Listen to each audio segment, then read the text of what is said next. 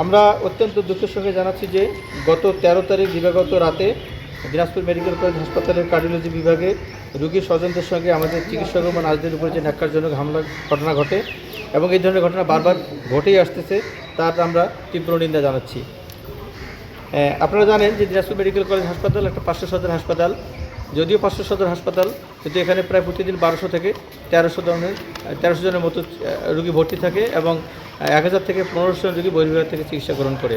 আমাদের সক্ষমতার বাইরেও এখানে প্রায় 25টার মতো বিভাগ চালু আছে এবং যে বিভাগগুলোতে শুধুমাত্র কনসালটেন্টরা আছেন বা অধ্যাপকবৃন্দ আছেন এবং সরাসরি ইন্টার্নি চিকিৎসকবৃন্দ আছেন এবং আমাদের যে মিড লেভেলের চিকিৎসক, মেডিকেল অফিসার এবং অ্যাসিস্ট্যান্ট রেজিস্ট্রার এদের সংখ্যা অত্যন্ত কম এবং সেই জন্য আমাদের এই সেবাগুলোতে চিকিৎসা সেবা দিতে আমাদেরকে হিমশিম খেতে হয়। তাছাড়াও আমাদের 500 সজ্জা হাসপাতালের বাজেট দিয়ে প্রায় 1300 রোগীর আমাদের ওষুধপত্র সরবরাহ করতে হয় এবং অত্যন্ত বাজেট স্বল্পতা থাকে। এত 500 সজ্জার বাজেট দিয়ে 1300 রোগীকে আমরা সব পরিমাণ ওষুধপত্র দিতে পারি না, আমরা পরীক্ষা নিরীক্ষাও করা সম্ভব হয় না। 500 বেডের রোগীর পথ্য দিয়ে আমরা 500 জনকে খাবার দিতে পারি, অথচ 1200 থেকে 1300 জন রোগীকে আমরা খাবার দিতে পারি না। এইসব বিষয় থেকে রোগীদের মধ্যে সবসময় একটা ক্ষোভ বিরাজ করে। তো আমরা সর্বাত্মক চিকিৎসা দেওয়ার সত্ত্বেও আমাদের কিছু কিছু রোগী মৃত্যুবরণ করে, কিছু কিছু রোগী খারাপ হয়ে যায়।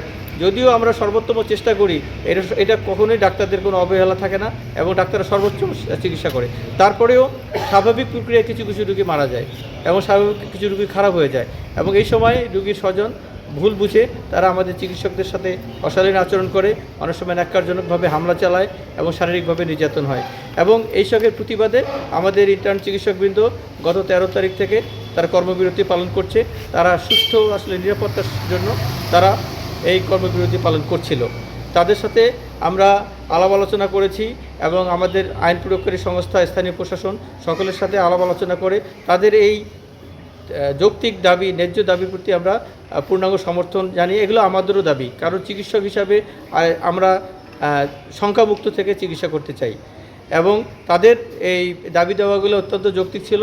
আমরা সবার সাথে আলোচনা করবে তাদের যে 5 দফা দাবি ছিল, সেই 5 দফা দাবিগুলো আমরা সর্বতভাবে মেনে নিয়েছি এবং এই 5 দফা দাবি আমাদের রোগীদের এবং আমাদের চিকিৎসকদের এবং অন্যান্য কর্মচারীদের নিশ্চয়তার জন্য, বিধানের জন্য আমরা 5 দফা দাবি পূরণ করার আপ্রাণ চেষ্টা করে যাচ্ছি। তার মধ্যে 1 নম্বর ছিল যে আমাদের যে পরপর 2টা অনভিপ্রেত ঘটনা ঘটে, এই 2টাকে আমরা আইন প্রয়োগকারী সংস্থার কাছে আমরা মামলা দায়ের করেছি। এই মামলাগুলো দ্রুত সমাধান চাই এবং দোষী ব্যক্তিদের শাস্তিমূলক ব্যবস্থা আমরা আশা করছি। 2 নম্বর, আমাদের কর্মপরিবেশ ঠিক রাখার জন্য হাসপাতালের দর্শনার্থী বা ভিজিটর নিয়ন্ত্রণ খুব দরকার, কারণ 500 রোগীর অ্যাগেন্স্টে সবসময় প্রায় 3000-4000 ভিজিটর অবস্থান করে এবং এতে হাসপাতালের ইনফেকশন ছড়ায় যায় এবং এগুলোকে নিয়ন্ত্রণ খুব দরকার। আমরা এটা নিয়ন্ত্রণ করার জন্য গেট পাস ব্যবস্থা আমরা চালু করব। আগামী 1 সপ্তাহের মধ্যে গেট পাস থাকবে। প্রত্যেকটা রোগীকে ভর্তির সময় আমরা 2টা করে গেট পাস দিব এবং 2টা গেট পাস দিয়ে 2 জন রোগী, শুধু 2 জন অ্যাটেন্ডেন্স অবস্থান করবে আর দুপুর 2টা থেকে 6টা পর্যন্ত সবার জন্য উন্মুক্ত থাকবে এবং এই 6টা থেকে পরদিন 2টা পর্যন্ত শুধুমাত্র কার্ডধারীরাই অবস্থান করবে এবং এই ক্ষেত্রে আমরা সকলের সহযোগিতা চাই। কেউ যেন অনাহুত কোনো খারাপ পরিবেশ তৈরি করতে না পারে এবং এইটার প্রতি সবারই আমরা সমর্থন চাই এবং আমরা সবাইকে এটা মেনে চলার জন্য আপনাদের মাধ্যমে আমরা অনুরোধ রাখতে চাই।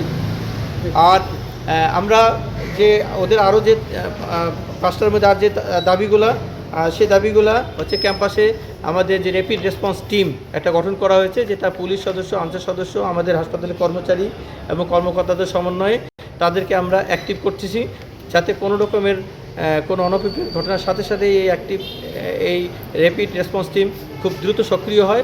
তাদের জন্য আমরা বারবার মিটিং করে তাদেরকে সক্রিয় করার আমরা চেষ্টা করছি এবং তারা সক্রিয় যাতে রাখা যায় সেই ব্যবস্থা আমরা করব। আর তাদের অন্যান্য দাবির মধ্যে ছিল যে সন্ধ্যাকালীন আমরা সিনিয়র চিকিৎসকবৃন্দ যারা আছি তারা সন্ধ্যাবেলা আইন প্রয়োগকারী সংস্থার সাথে সমন্বয় করে আমরা রাউন্ড চালু করব এবং প্রয়োজনীয় নির্দেশ করব এবং এটা আমরা ইতিমধ্যে চালু করেছি। তো এই 5টা দাবি আমরা মেনে নিয়েছি এবং সেগুলা আমরা প্রতিপালন করার চেষ্টা করছি সেই শর্তে এবং তারা আজকে বিকাল 3টা থেকেই তাদের কর্মে যোগদান করবে।